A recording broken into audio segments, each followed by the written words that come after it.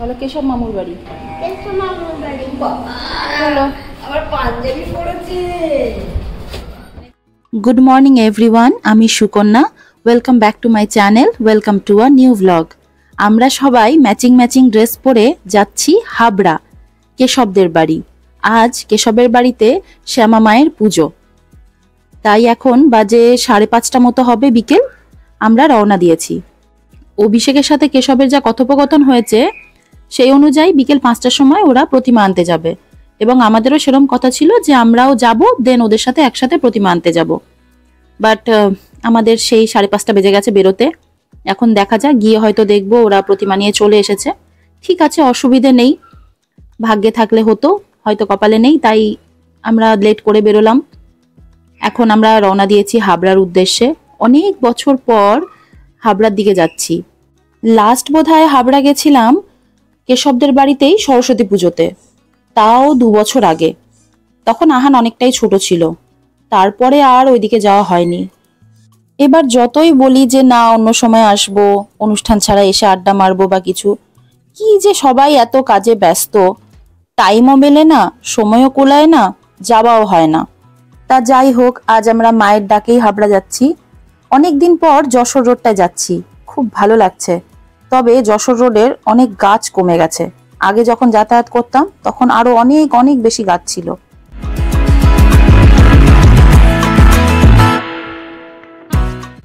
যেতে যেতে অভিষেক বলল, মনে হয় চা খাবে নাকি? আমি বললাম হ্যাঁ চলো, খাওয়াই যায়। একটু রাস্তায় বেরিয়ে চাটা খেতে বেশ ভালোই লাগে না? আর বাড়িতে যতই লিকার চা খাই চিনি ছাড়া, কিন্তু বাইরে বেরিয়ে যেন দুধ চা ছাড়া অন্য চা খেতে ভালো লাগে না। আর সেটা যদি মাটির ভাঁড়ে হয় তাহলে তো কথাই নেই। ভাঁড়টাও কি সুন্দর দিয়েছে দেখুন। আমি কিন্তু এত ছোট ভাঁড় এই সুন্দর ডিজাইন করা এর আগে দেখিনি, যদিও অনেকদিন রাস্তায় বেরিয়ে চা খাওয়াও হয়নি।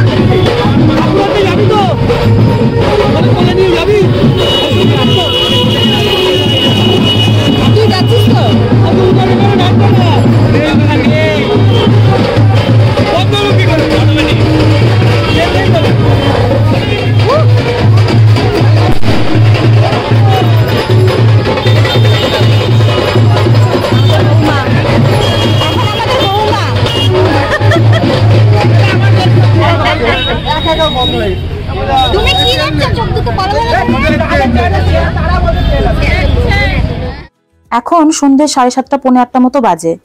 আমরা জাস্ট পৌঁছলাম, দেখলাম বাইরে ব্যান্ড পার্টি বাজছে, ভ্যান ট্যান নিয়ে সব রেডি। কপালটা ভালোই আছে, মাও চায় যে আমরাও গিয়ে মাকে আনতে যাই। দেখুন, ওরা বিকেলে বেরোয়নি ঠাকুর আনতে, এখন বেরোচ্ছে। আমরাও সামিল হয়ে গেলাম। তার আগে আপনাদেরকে দেখাই যে মাকে এনে কোথায় বসাবে। কি সুন্দর করে সাজিয়েছে দেখুন মায়ের জন্য সবকিছু, অপূর্ব। বাচ্চা নিয়ে বেরোলে একটা লাগেজ ব্যাগ হয়েই যায়, সেই ব্যাগপত্র ঘরে রেখে দিয়ে আমরা বেরোবো। যেন মনে হচ্ছে মাকে আনতে যাওয়ার জন্য আমাদেরই অপেক্ষা করছিল। অদ্ভুতভাবে সময়টা মিলে গেল।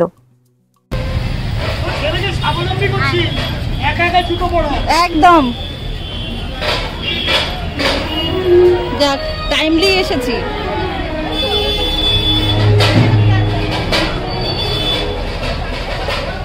এই যে আমাদের বৌমার ফটোশুট চলছে এখন, বৌমার।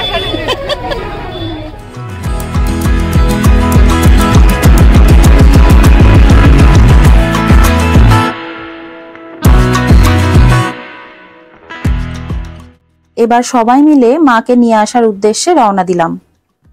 খুব গরম পড়েছে আজ, গাছের একটা পাতাও নড়ছে না। সবাই ঘেমে পুরো স্নান। মোহরানিয়া যাচ্ছে আমাদের সাথে, কুটকুট করে সবাইকে দেখছে। আমি আর অভিষেক দুজনেই আজ উপোস করেছি, মায়ের পায়ে অঞ্জলি দেব বলে। অভিষেক প্রতিবারই কালী পুজোয় উপোস করে, বাট আমি আজ অবধি করিনি। এবার আমার প্রথম উপোস। প্রতি বছর কালী পুজোতে আমার দিদাবাড়িতে বাৎসরিক কালী পুজো হয়। মা ওখানে এতই জাগ্রত যে আমিও নাকি ওনার কাছে মানত করে হয়েছিলাম, কিন্তু কোনোবারই আমি দিদাবাড়িতে উপোস করিনি। পরশুদিন যখন কেশব ফোন করে বলল যে দাদা দিদি আমি বাড়িতে এরকম মায়ের পুজো করছি, তোমরা এসো। অভিষেক শুনে বলল তাহলে আমি উপোস করব, মায়ের পায়ে অঞ্জলি দেব।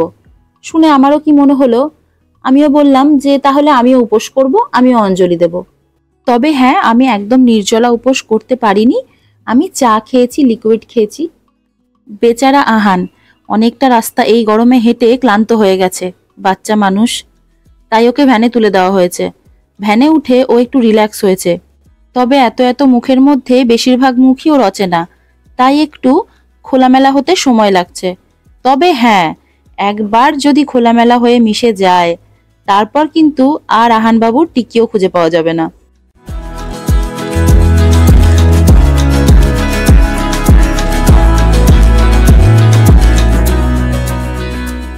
এই গরমে এত জোরে জোরে বাজনা বাজছে যেন গরম আরো বাড়িয়ে দিচ্ছে, তাই বাজনাকে সামনে পাঠিয়ে আমরা সবাই পেছনে হাঁটছি।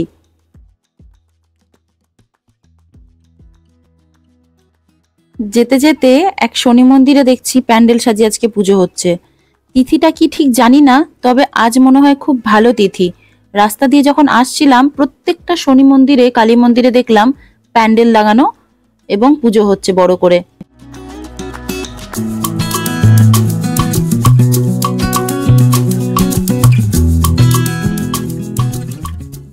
সবাই মিলে হাঁটতে হাঁটতে পৌঁছেও গেলাম। এবার মাকে বরণ করে নিয়ে যাওয়া হবে। অঙ্কিতাকে তাই বলছিলাম যে যতটা আমরা হেঁটে এলাম উল্টো দিকে রওনা দিলে বনগা পৌঁছে যেতাম। বনগায় অঙ্কিতার বাবার বাড়ি। কি সুন্দর হয়েছে না মায়ের মূর্তিটা। কেশব এ নিয়ে দ্বিতীয় বছর পুজো করছে। গত বছর আমরা আসতে পারিনি। কেশব মূর্তি দেখে বলছে যে গত বছর মা একটু ছোট বাচ্চা বাচ্চা মতো ছিল, এবছর যেন একটু ম্যাচিওর হয়ে গেছে। তো এই জেঠিমা বোঝাচ্ছিলেন যে মা নাকি প্রতি বছর একটু একটু করে বড় হবে।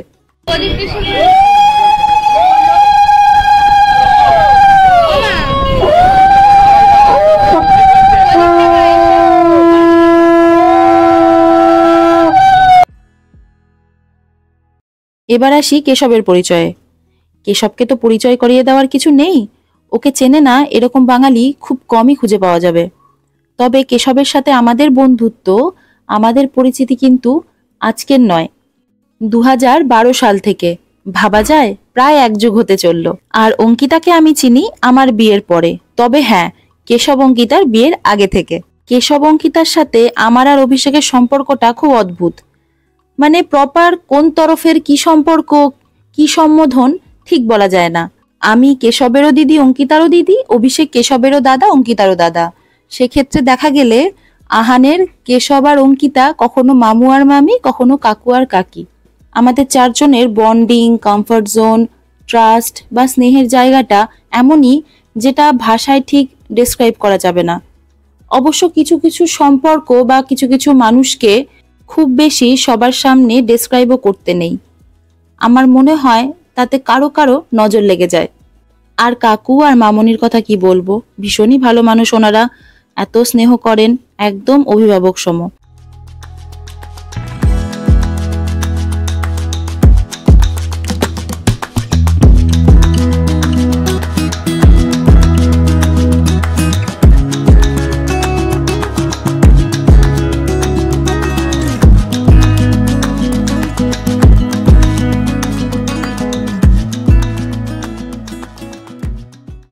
আর আমাদের মোহর রানীর এইখানে এটুকু সময়ের মধ্যে আলাদাই ফ্যান বেস তৈরি হয়ে গেছে।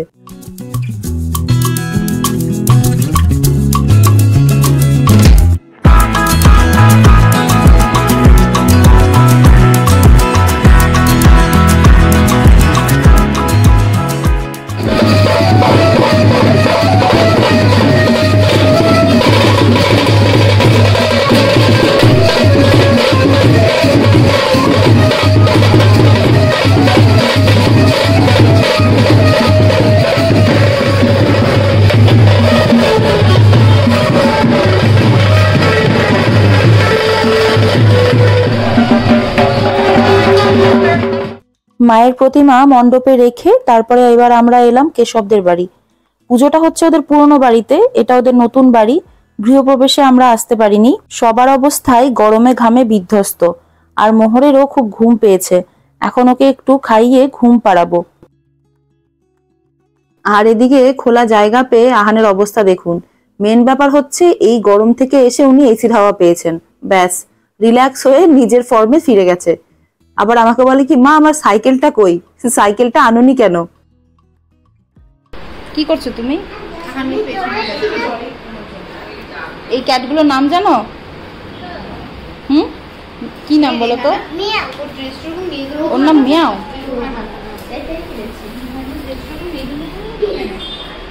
এই এদেরকে তো লোম কেটেছিস নাকি রে? লোম কাটিয়েছিস? লোম কাটিয়েছিস না? তাই তো বলি, ইনফেকশন হয়ে গিয়েছিল গায়ে। তাই তো দেখছি যে রোগা রোগা লাগছে। ওদের ফাঙ্গাল ইনফেকশন হয়েছিল, বিশেষ করে মেয়েটার। ওটা মেয়ে? হ্যাঁ। এরকম খাবলে খাবলে লোম কেটেছে তাই বলে? এই জায়গাগুলো পশম নেই, ওগুলো ফাঙ্গাল ইনফেকশন। ও এই জায়গাগুলো নেই। একটা একটা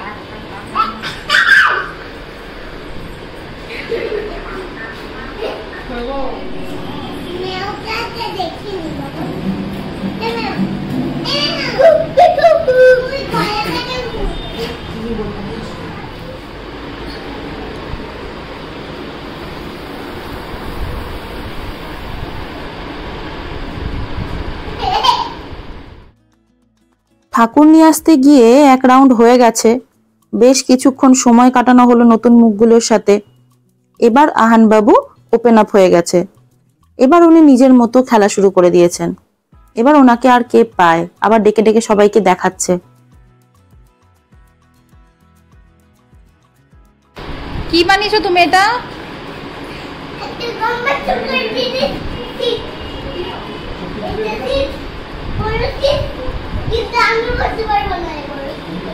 এত বড় সিটে তুমি বসতে পারবে না?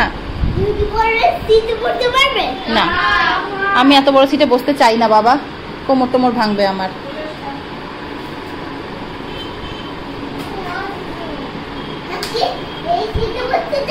না, আমি ওই ছোট্ট সিটটায় বসতে চাই। হ্যাঁ, আমি এই সিটেই বসতে চাই।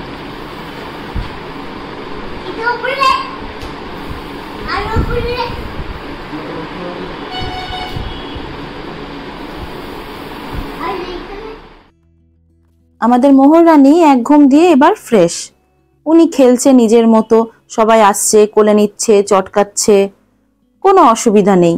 দিব্যি সবার সাথে গল্প করছে, এত লোকজন দেখে কোনো ভয় ডর নেই, কি খুশি হচ্ছে, সবাই ওর ফটো তুলছে, কোলে নিচ্ছে, ওর সাথে গল্প করছে দেখে।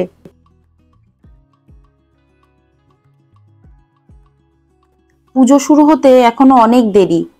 আমি অঙ্কিতাকে ফোন করে বলেছিলাম যে কটার সময় পুজো হবে রে, আমাকে বাচ্চা নিয়ে যাব, আমাকে তো সেভাবে প্রিপারেশন নিয়ে যেতে হবে। বললো দিদি 8:30 9টার মধ্যে পুজোয় বসে যাবে। আমরা এসে পৌঁছলাম 8:45টার সময়, তখন ঠাকুর নিয়ে আসলাম, বললো 10টায় বসবে, এখন বলছে 11:30 12টা বাজবে। আমি তো সেভাবে প্রিপারেশন নিয়ে আসিনি, নূতন দিও একা এসেছে, মেয়ে বাড়িতে আছে, আগে জানলে ওর মেয়েকেও নিয়ে চলে আসতাম, ওইও মেয়ের জন্য চিন্তা করছে, এই একটু হচপচ হয়ে গেছে আর কি আজকে। যাই হোক, মায়ের কাছে এসেছি, মা সব ভালোই করবেন।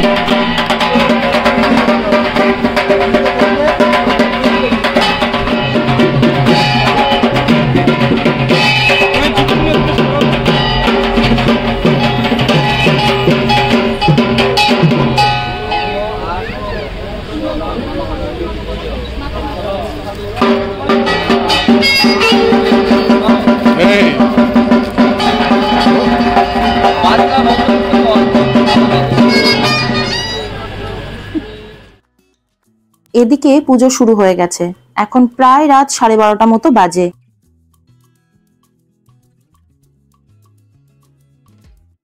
আমি এসেছি আহানকে খাওয়াতে, ওকে খাইয়ে ঘুম পাড়িয়ে দেব। শুধু শুধু সারা রাত জেগে থাকবে?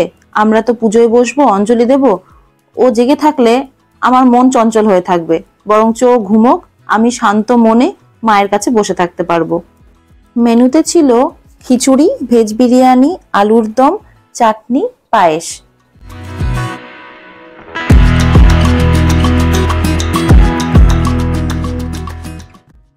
এদিকে দাদা আর বোন মিলে 108টা বাতি জ্বালানোর প্রিপারেশন নিচ্ছে।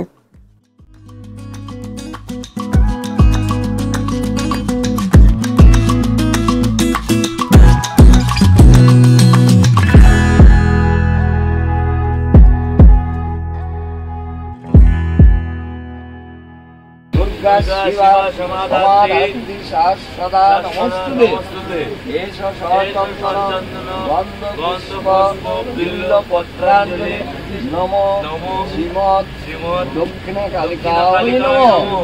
হ্যাঁ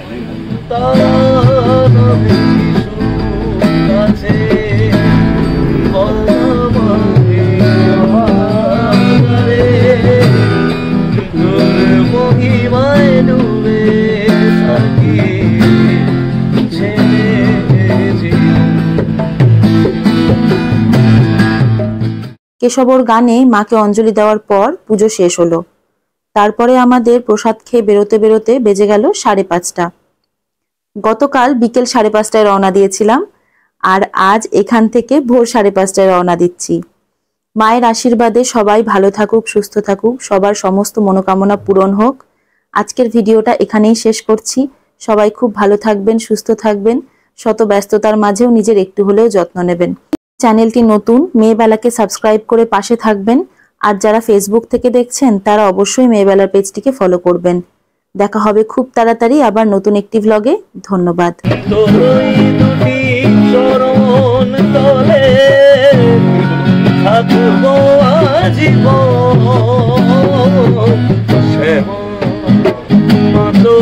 চরণ